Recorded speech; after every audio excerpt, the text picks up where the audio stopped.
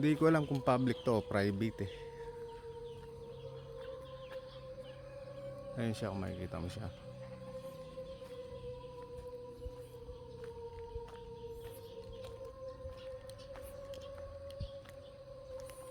Para matagal na rin yung sementeryo dito. Ano?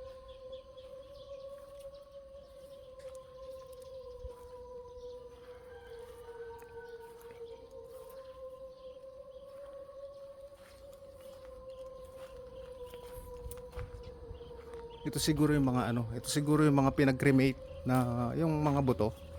Dito nila linalagay. Ayan o. Diyan siguro nila nilalagay yung mga butong ng cremate. Tignan pa natin dito guys. Ayan o.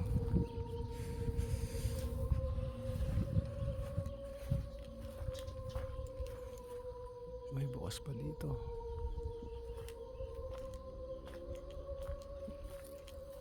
Hindi siya ganun kalaki pero mukhang luma tong sementeryong to. Makikita pa lang sa forma oh. Ayan oh.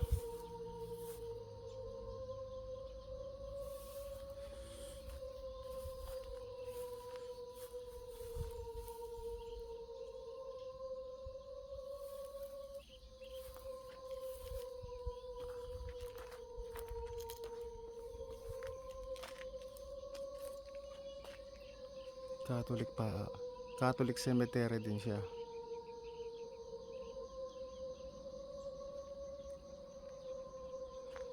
Hindi siya ganun kalakihan. Pero mukhang pwede nating i-vlog to. Babalikan natin to. I-vlog natin 12 AM to 3 AM sa mga susunod na araw. Ayan. Kung pamilyar sa inyo itong sementeryong to.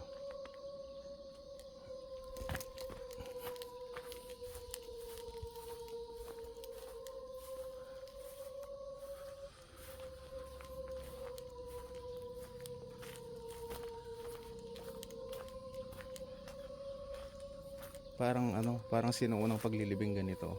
Nakabaon lang sa lupa. Meron pa dito.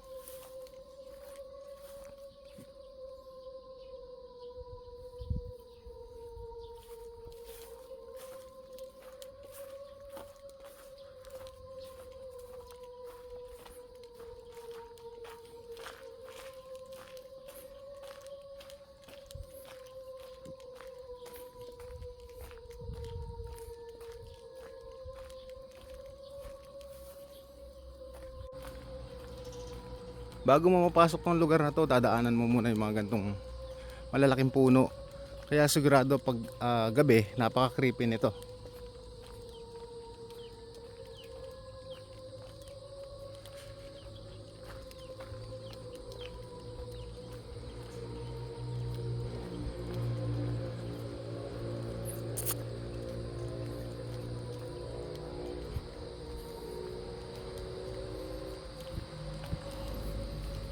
Dito mapapansin nyo parang gubat.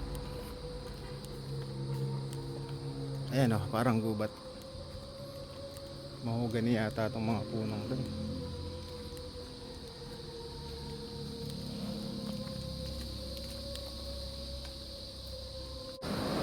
Tabi niya may furniture.